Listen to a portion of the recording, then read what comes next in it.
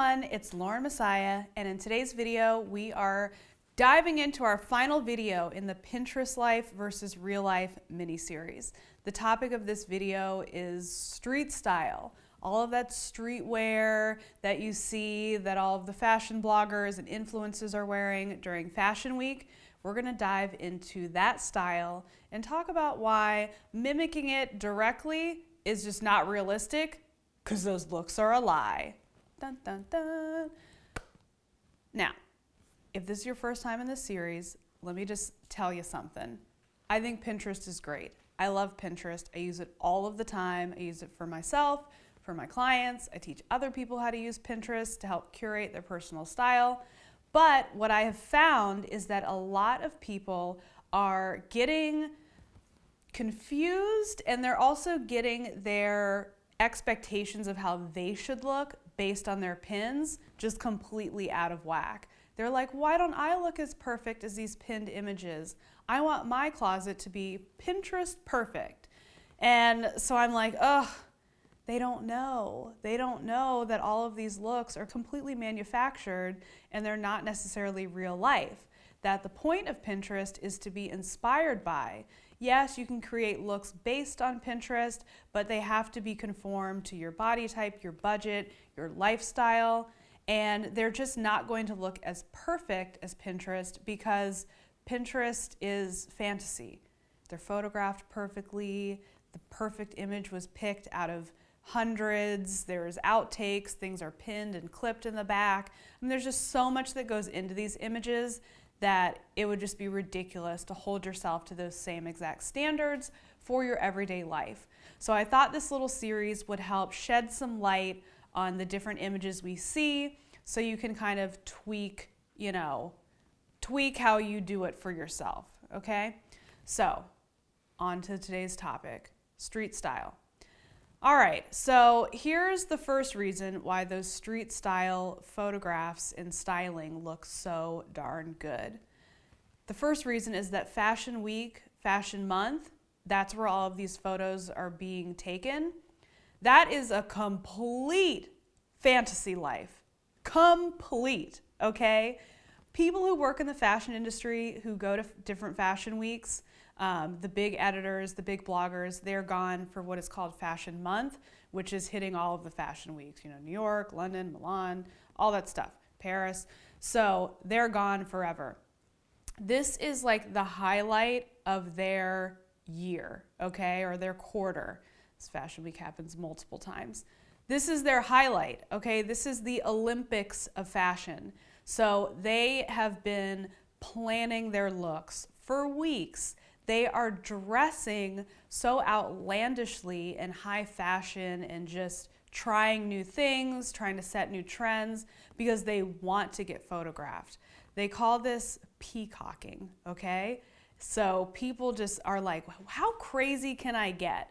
Can I wear 2 different shoes and get photographed and then start a trend on Pinterest because I'm just so kooky and crazy?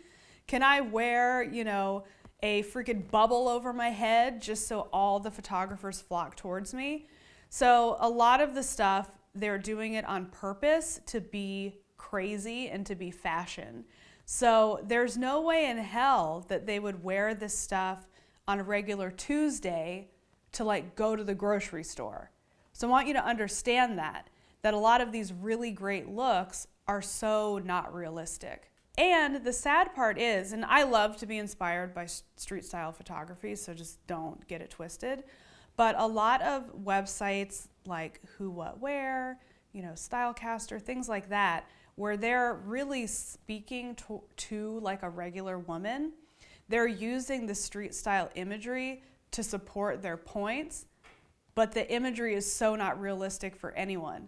I saw something that Who What Wear put out the other day, and I love reading their stuff. I think they come up with really great content, but some of it I have to give the side eye.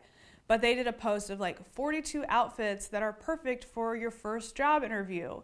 Dude, they were crazy. They were all street style photography, and if anyone went to a job interview in that stuff, they would get laughed right out of the lobby. They wouldn't even be allowed in to complete the interview. They would look so freaking crazy. So this is the imagery that we're being pushed out to being like, this is okay, this is how we should look.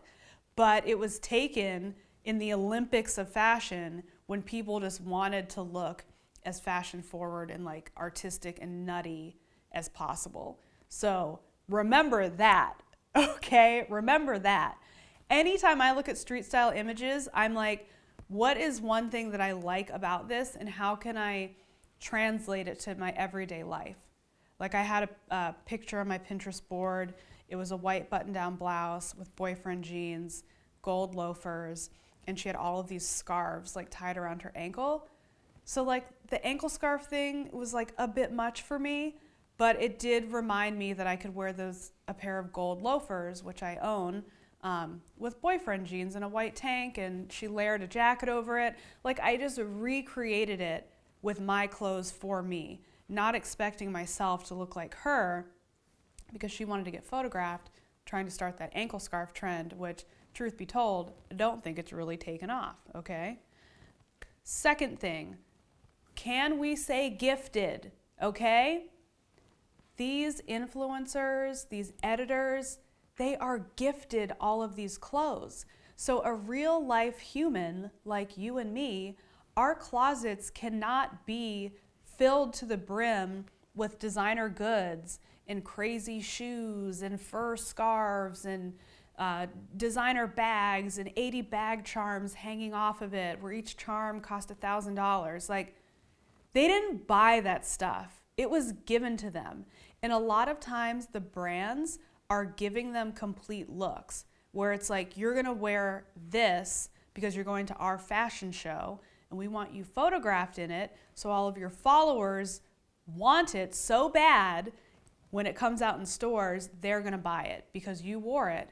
But in reality, the person wearing it didn't buy it and they had to give it back at the end, okay? Most of these people, they're not getting to keep the clothes. Celebrities, they don't get to keep the clothes either.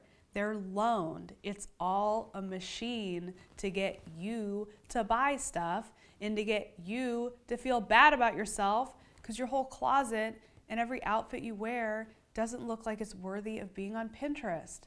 It's all a lie, people. It's all a lie. On a regular day, they look just like you and me.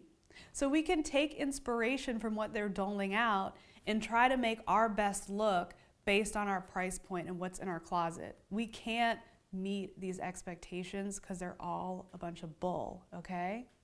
And the final reason why these street style stars look so good is it's literally their job to wear clothes, okay? So the whole gifting, like everything I've been talking about with that, that's their job. Like they are part of a machine. So yes, they are going to look perfectly polished in their clothing. They know that they're being photographed. They've hired photographers. These girls are staying up all night on Fashion Week, getting the perfect look, going through the edit, in Photoshop, tweaking the lighting, making it look perfect. This is literally their job to produce this photography. I know it seems so casual and effortless when it's on Instagram or you're just scrolling through your Pinterest feed. It took a lot of work for them to come up with that manufactured image because it's their job. They're getting paid to wear the clothes sometimes. They're getting, paid by a company to post it. So they're gonna look like their very best selves. Hair perfect, makeup perfect, clothes pinned to perfection, tailored just right. That's why it looks so good, okay? Not all of us have that time and desire to put that much effort into every look we wear every single day. I want you to look like your best self. Don't get me wrong. I want you to go to the tailor. I want you to wear clothes that fit. But the level that these girls are styled is not realistic. People aren't going to wear sunglasses all day long, okay? People aren't going to wear bracelets up to their elbows to the office. So we have to pick and choose and take different things from them and adapt it to ourselves and look like our best selves. Because I can tell you something, I don't look as good as them. I don't have that type of time. I got things to do. I got money to make. I got a business to run. and I know you do too. So think about that the next time you're on Pinterest. If you missed any of the videos in the series, please go back and check them out. I think that it really gives you guys some important insight that everyone doesn't know about that will help you look at Pinterest in a new way. So I hope this little mini series was helpful. Please let me know in the comments if you found it helpful or if there's any insights that you're like, dang, I didn't know that.